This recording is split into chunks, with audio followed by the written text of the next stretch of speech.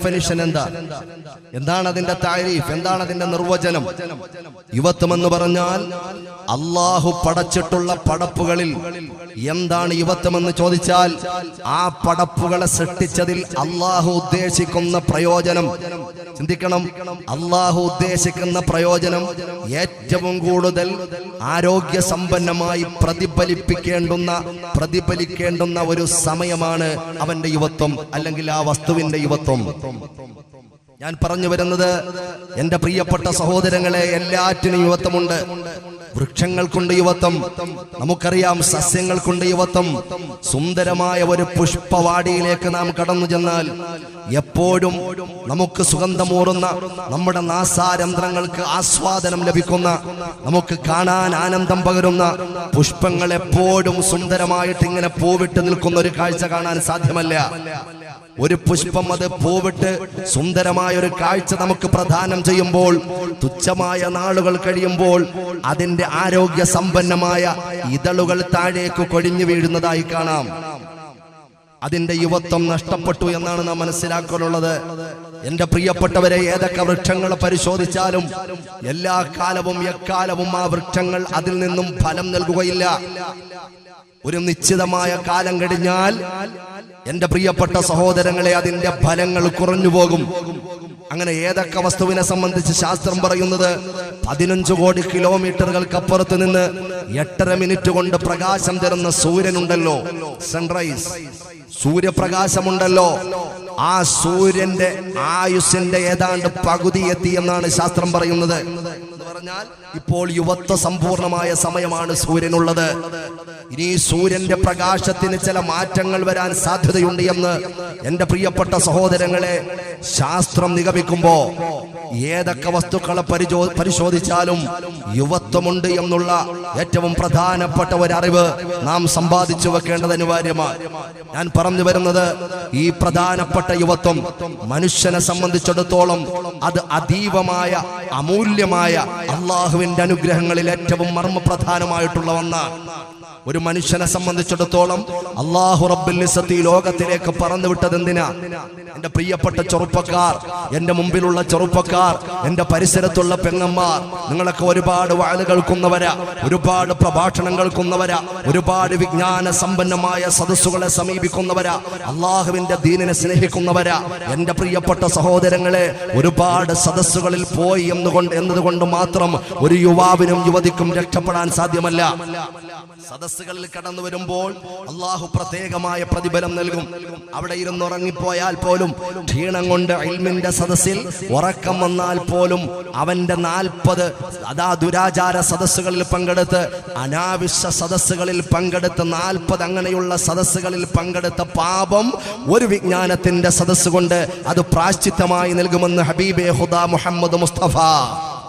അതുകൊണ്ട് ഞാൻ പറയുന്നത്, കേവലം പ്രതിഫലം ഇല്ല എന്നതല്ല, മറിച്ച് ഒരുപാട് സദസ്സുകളിൽ പങ്കെടുത്തത് കൊണ്ട് മാത്രം നമ്മുടെ ജീവിതത്തിൽ ആത്മീയമായ ഒരു വിപ്ലവത്തിന്റെ തിരുനാളത്തെ കത്തിക്കാൻ എന്റെ പ്രിയപ്പെട്ടവരെ നമുക്കൊണ്ട് സാധിക്കുകയില്ല.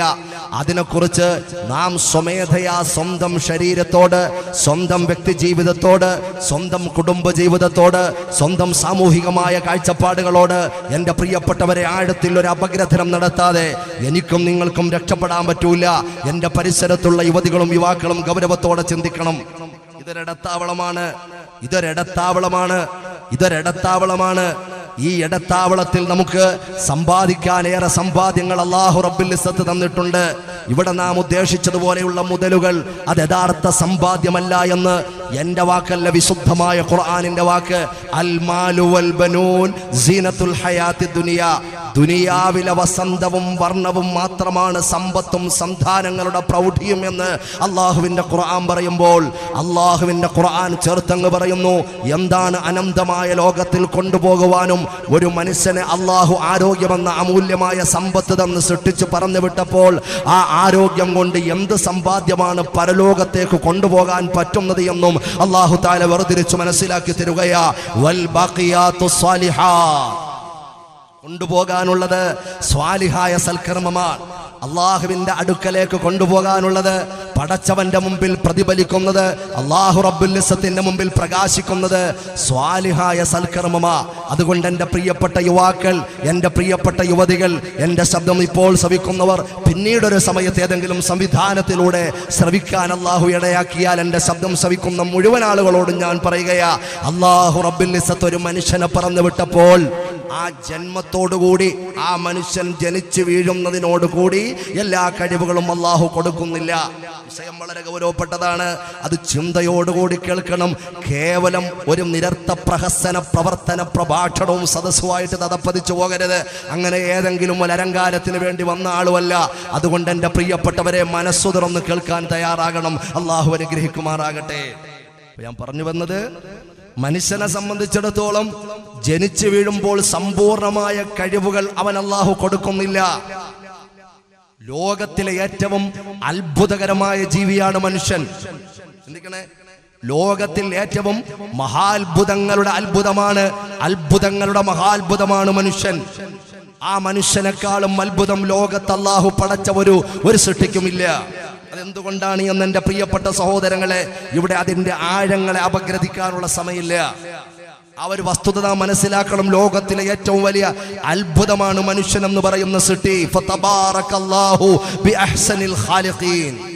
സുന്ദരമായ സൃഷ്ടിപ്പ്, അത്ഭുതകരമായ സൃഷ്ടിപ്പ്, അനിർവചനീയമായ സൃഷ്ടിപ്പ്, അമൂല്യമായ സൃഷ്ടിപ്പ് ആ മനുഷ്യന്റെ കാര്യത്തിൽ അല്ലാഹു തആല നടത്തിയിട്ടുള്ളത്.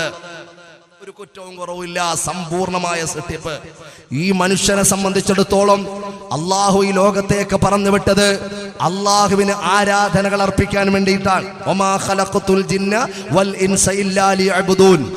അപ്പൊ പടച്ച തമ്പുരാന് ആരാധനകൾ അർപ്പിക്കുക എന്ന ഏറ്റവും ആധ്യാത്മികമായ അടിസ്ഥാനപരമായ ഉദ്ദേശ ലക്ഷ്യത്തോടെ പടച്ചവൻ പറന്നുവിട്ട അടിമകളും അടിയാറുകളും ഉടമയാതെ തമ്പുരാന്റെ മുമ്പിൽ ശിരസ് നമിക്കേണ്ട, കുനിക്കേണ്ട പാവപ്പെട്ടവരായ നമ്മെ സംബന്ധിച്ചിടത്തോളം ഈ ശിരസ് കുനിക്കാനുള്ള കഴിവ് ഒരു കുട്ടി ജനിച്ചു വീഴുമ്പോൾ കിട്ടുന്നില്ല.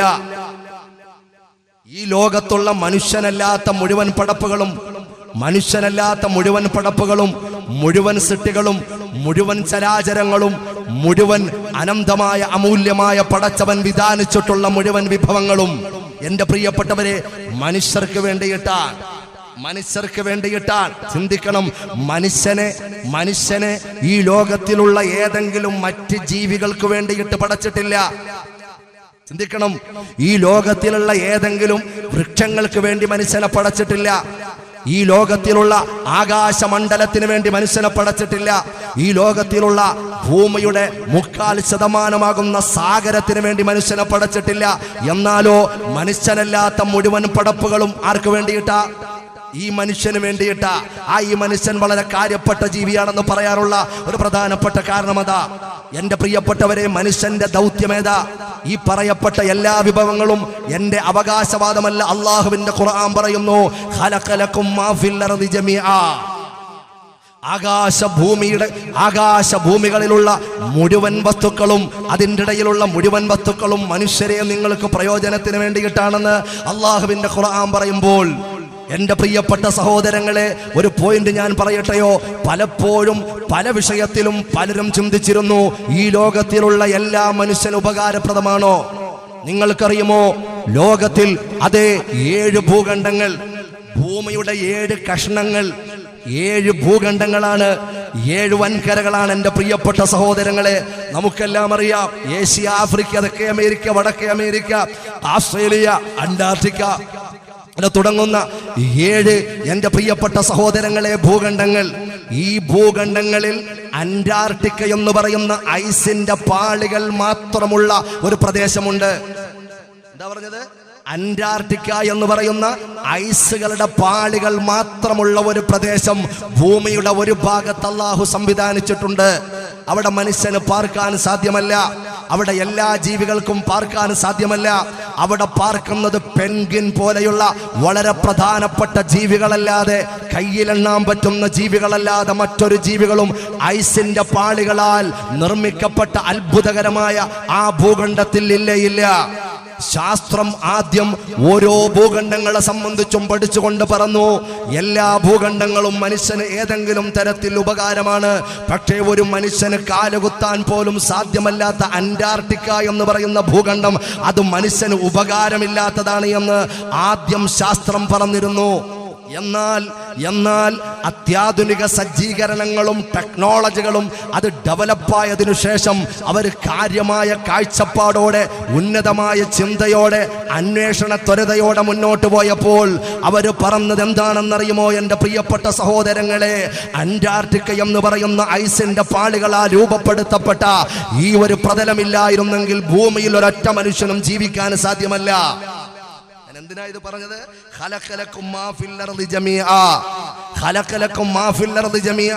ഭൂമിയിലുള്ള എല്ലാ വസ്തുക്കളും, ആകാശത്തിന്റെയും ഭൂമിയുടെയും ഇടയിലുള്ള മുഴുവൻ വസ്തുക്കളും മനുഷ്യരെ നിങ്ങൾക്ക് പ്രയോജനമുള്ളതാണെന്ന് അല്ലാഹുവിന്റെ ഖുർആൻ പറയുമ്പോൾ ഒരു സൃഷ്ടിക്കും പറയാൻ സാധ്യമല്ല ഈ വസ്തു മനുഷ്യന് പ്രയോജനമില്ല എന്ന് പറയാൻ സാധ്യമല്ല.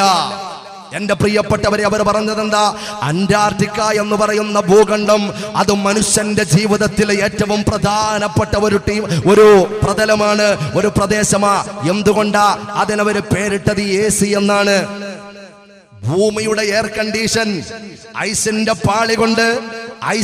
പാളി കൊണ്ട് കോടിക്കണക്കിന് കിലോമീറ്ററുകൾക്കപ്പുറത്തു നിന്ന് അതാ നമ്മുടെ ഭൂമിയിലേക്ക് കടന്നു വരുന്ന സൂര്യന്റെ രശ്മികളുണ്ടല്ലോ, ആ സൂര്യന്റെ താപത്താൽ ഈ ഭൂമി ചൂടുപിടിക്കാതിരിക്കാൻ വേണ്ടി അള്ളാഹു വെച്ചിട്ടുള്ള AC സംവിധാനമാണ് ആ പ്രധാനപ്പെട്ട ഭൂഖണ്ഡമെന്ന് ശാസ്ത്രം പിന്നീട് പറയുമ്പോൾ എൻ്റെ പ്രിയപ്പെട്ട സഹോദരങ്ങളെ, ഖുർആനിനെ നെഞ്ചോട് ചേർത്ത് പിടിക്കുന്നവരെ നമുക്ക് പറയാം, ഖലഖലകും മാ ഫിൽ അർദി ജമീഅ. ഞാൻ ആ ഭാഗം വിശദീകരിക്കുന്നില്ല. ഞാനൊരു പോയിന്റ് പറഞ്ഞത്, ആ കൂട്ടത്തില് ആർക്കും ഒരു വിഷയത്തിലും സംശയം തോന്നണ്ട. ഇങ്ങനെ എല്ലാ വസ്തുക്കളും മനുഷ്യരുടെ ജീവിതത്തിന് വേണ്ടിയിട്ട് അല്ലാഹു തആല സംവിധാനിച്ചതാ. മനുഷ്യനോ അല്ലാഹുവിന് വേണ്ടിയിട്ടുള്ളതാ.